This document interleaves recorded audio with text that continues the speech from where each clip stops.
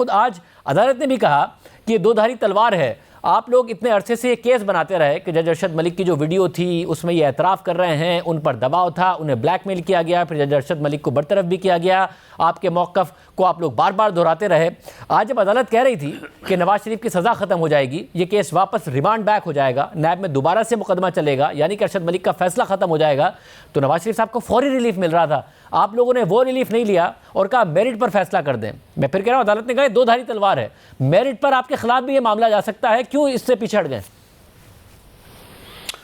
देखें, इस केस के मेरिट्स के मतलब आपने भी अपने इब्तदाइये में काफ़ी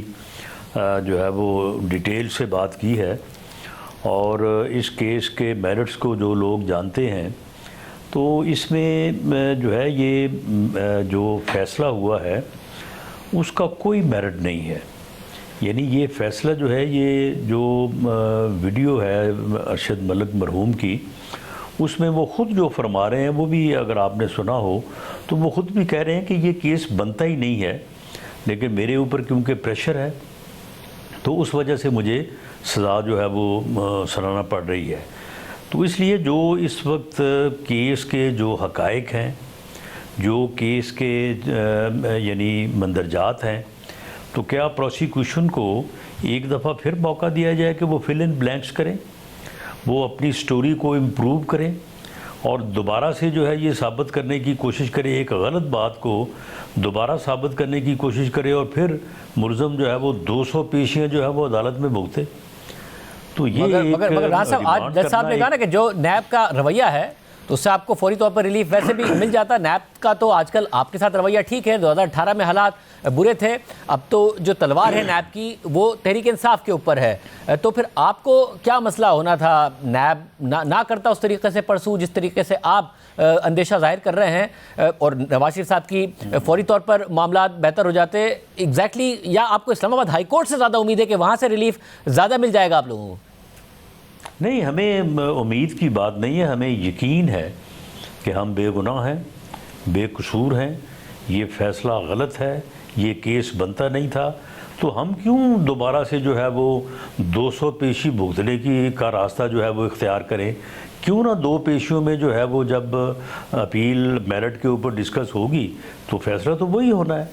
जो मेरिट पे होना है, और इस्लामाबाद हमें पूरा यकीन है कि वो मेरिट पे फ़ैसला करेगा, और मेरिट पे फ़ैसला यही बनता है कि ये केस सिरे से था ही नहीं। सब मगर मेरिट पर अदालत पूछेगी कि 2001 में ज़ाहिर जिला वतन हुई थी शरीफ फैमिली, तो 2001 में अल अजीज़िया स्टील मिल और फिर 2005 में जाकर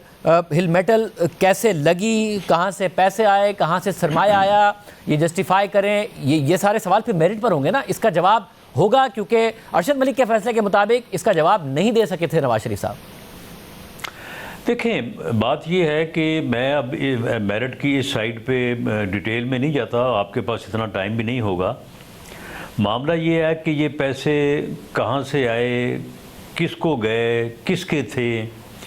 ये तो साबित किया जा सकता है और पूरे सबूत मौजूद हैं, लेकिन इन पैसों के आने से, इन मिलों के लगने से मियां नवाज शरीफ का तल्लक ही नहीं बनता ना। नैब जो है ये तल्लक बना सका है ड्यूरिंग इन्वेस्टिगेशन, ड्यूरिंग ट्रायल। तो जब उनका कोई इस मामले से वास्ता ही नहीं, अगर पैसे किसी ने किसी जगह से मंगवाए हैं या पैसे किसी को किसी जगह से आए हैं, वो सही आए हैं या गलत आए हैं, वो रूल्स के मुताबिक आए हैं या रूल्स की कोई खिलाफ वर्जी हुई है, तो उसकी ज़िम्मेदारी उस पर है ना, वो जवाब दे। एक तीसरा आदमी जो है वो क्यों जवाब दे? एक तीसरा आदमी जो है वो इस झंझट में क्यों पड़े कि जी मैं साबित करूँ कि जनाब ये पैसे उसको सही आए थे और पैसे जो है वो मगर अकाउंट में, क्योंकि ऑप्शन आप लोगों ने खुद लिया है कि आपने रिमांड बैक नहीं हुआ और इस मामले से पीछे हट गए। जो मुकदमा पब्लिकली मरीम नवाज साहिबा ने भी बनाया था अरशद मलिक के हवाले से, तो जब आपने ऑप्शन खुद लिया है तो इस्लामाबाद हाई कोर्ट का फैसला खिलाफ आ गया, तो फिर क्या करेंगे? देखें, हमें पूरा यकीन है जो केस है, क्योंकि एक वकील या लॉ नोइंग लोग जो हैं वो इस बारे में जो प्रिडिक्शन करते हैं या इस बारे में जो उनकी असेसमेंट होती है वो आलमोस्ट जो है 100% जो है वो दुरुस्त होती है। लेकिन बहरहाल फ़ैसला अदालत ने करना है, उसके ऊपर कोई हम कंडीशनल बात तो नहीं कर सकते।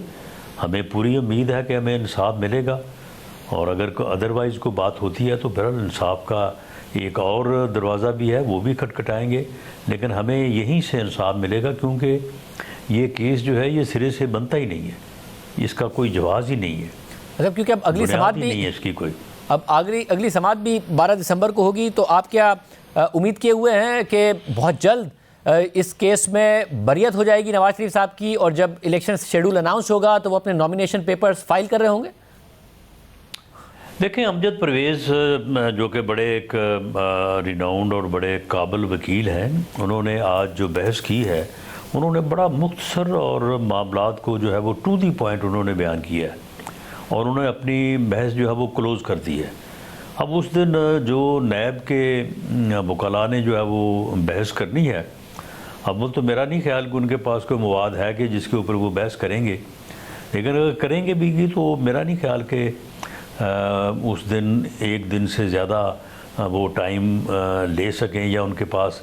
बात करने के लिए हो। तो मेरा तो ख्याल ये है कि 12 तारीख को फैसला इसका आना चाहिए। मतलब और पॉलिटिकली मुझे बताइएगा कि इस सारे के सारे मामले में आप, क्योंकि पूरा जो पंजाब के सदर हैं मामला देख रहे हैं, ये जो खबरें हैं कि जो शहरी इलाके हैं उसमें नून लीग बाकायदा तौर पर एक ख़तरा महसूस कर रही है, और ज़्यादा ख़तरा ये है कि अगर इमरान खान साहब बाकायदा तौर पर उन्हें कोई मौका ही नहीं मिलता कैंपेन करने का, और उनका वोटर सपोर्टर मायूस होकर उस दिन घर से ही नहीं निकलता, तब तो एक अलग बात है। वरना एक बहुत बड़ा चांस है कि इस सारी की सारी जो उनके ऊपर क्रैकडाउन हो रहा है उसके बावजूद भी नून लीग को एक सख्त मुकाबले का सामना करना पड़े और तहरीक इंसाफ शहरी इलाकों में उन्हें शिकस्त दे। शाहजेब, ये बिल्कुल प्रोपेगेंडा है, ये टिकटॉकर और ये सोशल मीडिया का वबेला है, कोई इसकी हकीकत ही नहीं है।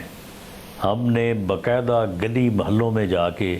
जो है वो देखा है, सर्वे भी जो है वो अपने तौर पे हमने कंडक्ट करवाए हैं, जो एक तरीक़ाकार होता है कि कौन सा कैंडिडेट जो है बेहतर है, कौन से कैंडिडेट को जो है हमें ऑप्ट जो है वो करना चाहिए। हर हलके में हमारे पास 13 एप्लीकेशंस हैं, 11 एप्लीकेशंस हैं। तो मामला ये है कि ये सिर्फ प्रोपेगेंडा है, इसमें कोई जो है वो हकीकत नहीं है। बाकी जो रूरल एरियाज़ हैं वहाँ पे तो खैर बज़ाहर जो है वो बिल्कुल ये वाज़े नज़र आ रहा है कि मुस्लिम लीग की पोजीशन जो है वो बहुत मजबूत है। लेकिन शहरी एरियाज़ में एक थोड़ा बहुत जो है वो एक वो सोशल मीडिया उबाल है, वो थोड़ा बहुत चलेगा। लेकिन जब डोर टू डोर जाना पड़ेगा, जब डोर टू डोर इलेक्शन होगा, जिस दिन इलेक्शन शुरू हुआ, ये मेरी बात आप नोट कर लें, जिस दिन इलेक्शन शुरू हुआ उसके 10 दिन बाद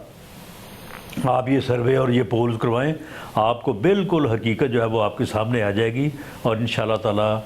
PMLN जो है वो क्लीन स्वीप करेगी। तो राजा साहब, आप कहेंगे फिर कि जो इलेक्शन कमीशन हमने देखा कि सारी जमातों से उन्हें तहरीक इंसाफ ही दिखी, और फिर वो मामला भी चैलेंज हो रहा है कि बल्ले का निशान भी तहरीक इंसाफ के पास रहने दिया जाए और उनके जो नुमाइंदे हों उन्हें भी कैंपेन डोर टू डोर करने दी जाए और फिर मुकाबला किया जाए? जी बिल्कुल करें, उनके नुमाइंदे जो हैं वो बिल्कुल डोर टू डोर कैंपेन करें, बिल्कुल उनके पास बल्ले का निशान जो है वो रहने दिया जाना चाहिए। बल्ले का निशान तब्दील करने से कोई फ़र्क नहीं पड़ेगा, कोई 1% वोट ज़्यादा पड़ सकता है नए निशान को रिएक्शन में, लेकिन बल्ले के निशान के रहने से कोई फ़र्क नहीं पड़ेगा। और दूसरा मामला ये है कि हमने जो इलेक्शन कैंपेन अब तक की है या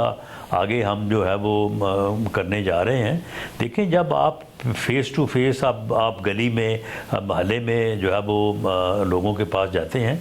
तो फिर सही सूरत हाल जो है वो सामने आ जाती है। ये सिर्फ मीडिया के ऊपर ही अगर आपने सारी चीज़ को गेज करना है तो उसके थोड़ा जो है वो अंदाज़े गलत हो सकते हैं, लेकिन ये 10 दिन की कैंपेन के बाद वह वो सारी सूरत हाल जो है शहरी इलाकों में भी पूरी तरह से जो है ये वाज़े हो जाएगी,